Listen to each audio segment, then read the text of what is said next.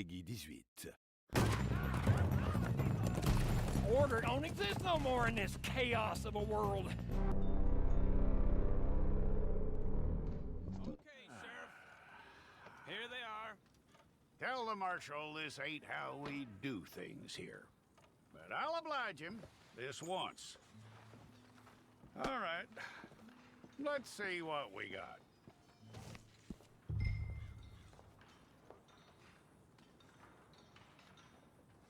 One of you.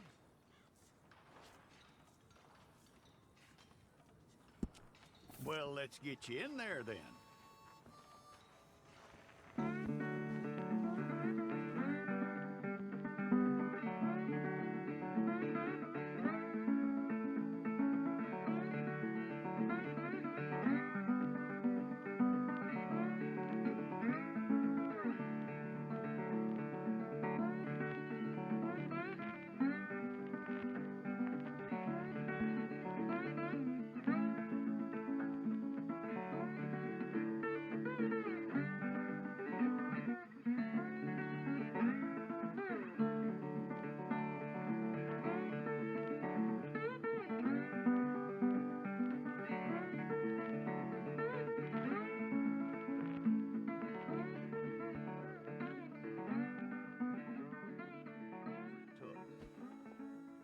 I'll need to see your fingers, palms to you.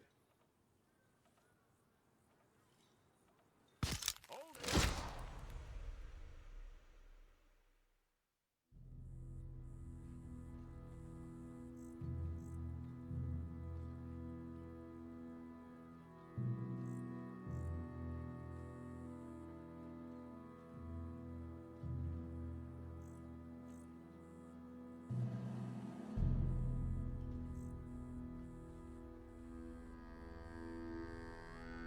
Jackson! Officer Jackson, move those prisoners! Officer Benton! Kitchens and staff! Officer Townsend, those rocks ain't gonna break themselves. What are you standing there for? Get moving! What are you looking at? Go on, get moving!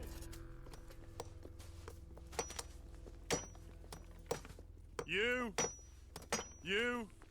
with the hammer? And you'll do.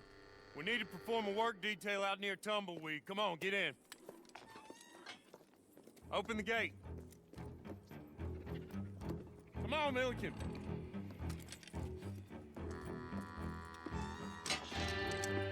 Yeah!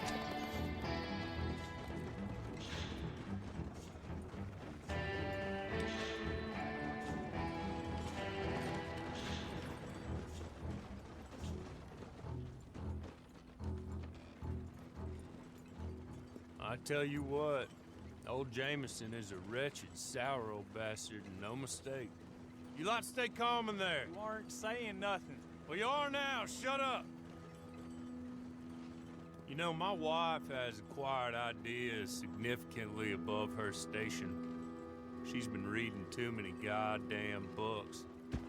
Personally, I'm against education. Of women, I mean. And men, I guess. Unnecessary. Doesn't add much to the world. Education.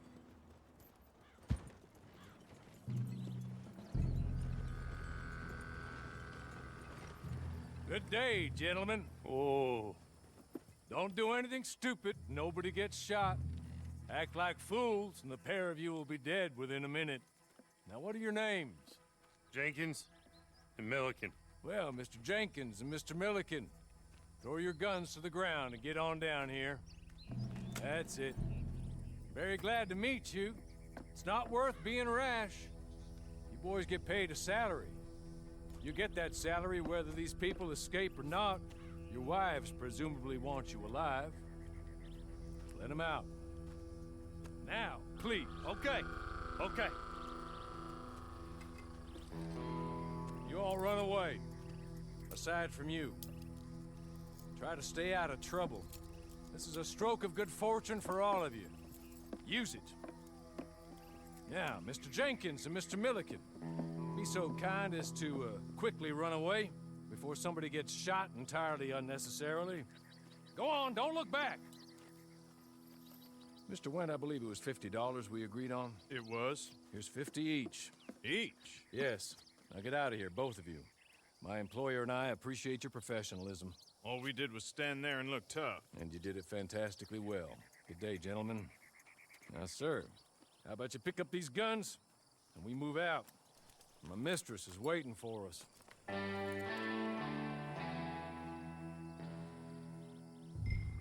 Come along. Then you better get on this horse. I'll wait on you. I've waited some time already, but there is some urgency. It's not much of an animal, but I haven't got far to ride. Get on the horse there. Ready? Wonderful. I hope you'll forgive the secrecy. My employer particularly values discretion. My name is Mr. Horley, by the way. 6 months at Sissica Penitentiary, awaiting a hanging for a murder you did not commit. Must have felt a whole lot longer, my friend. You still seem strong, though. I mean, doesn't look like breaking all those rocks has left you entirely broken, in body or in spirit. I hope I am right about that. Rounding you folks up, and those sham trials, they were a disgrace. Made a mockery of the rule of law. I still can't quite believe they got away with it. There's others convicted when you were. Came out breathing fire. Maybe you're like that too. Guess we'll see. Or maybe you just want to put it all behind you, forget you were in there at all. That would be fine, of course, but you will listen to my mistress first. She spent a good sum getting you folks out. You owe her an audience, at least. You've been away for a while, so we'll help you get set up in the world. Then if you want to accept our offer, you can. He's just up here. There's the camp. Get your horse.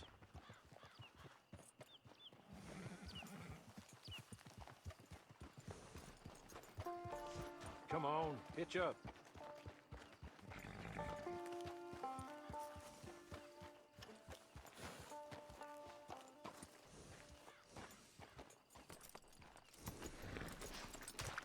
This way. She's anxious to meet you.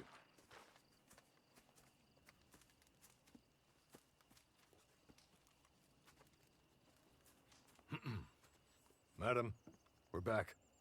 Hello. Jessica Leclerc, how do you do? What did you tell him?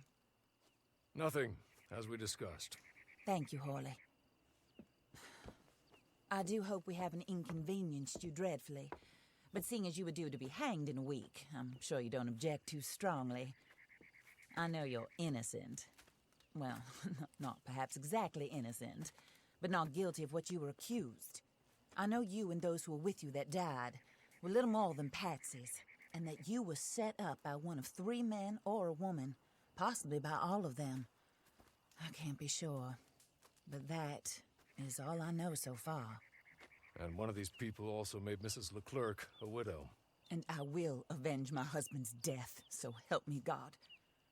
But I will not avenge it upon them who did not cause it, or caused it unwittingly.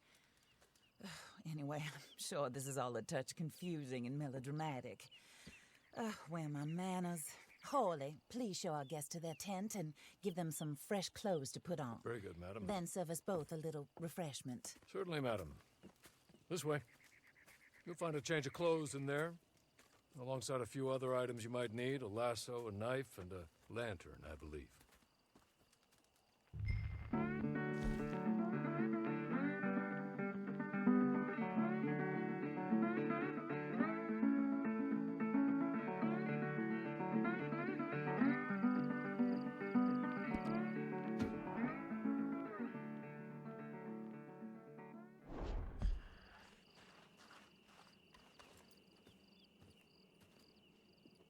That looks more comfortable.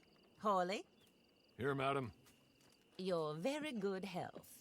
I suppose it beats dying, Mrs. Leclerc's husband was murdered by one of his business partners.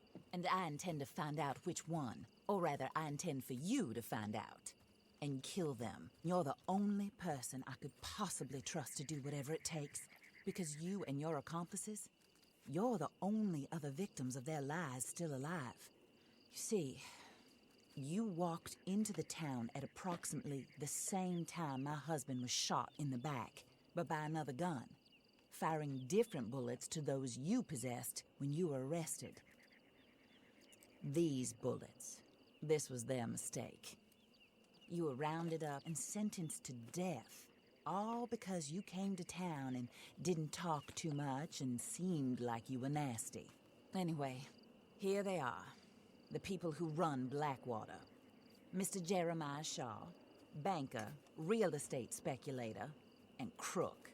Mr. Amos Lansing, ranch owner, speculator, and crook. Mrs. Grace Lansing, his wife, society patroness, lover of the arts, crook, and my former best friend, Teddy Brown, her disgraced brother, outlaw, wanted man, and still in contact with them.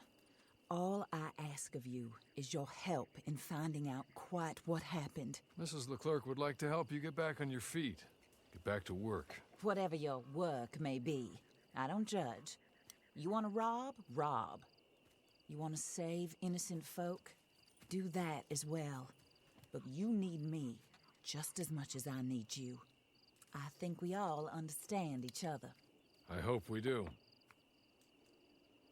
Good. I look forward to rewarding you for killing those who made me a widow. My husband was a true believer in this country and in the West. He was killed for greed. Foul greed when there's quite enough for everybody. I don't care what your scruples are as to killing. I will take the full burden of that sin upon my shoulders. Goodbye, for now. Then Hawley, go introduce him to nice Mr.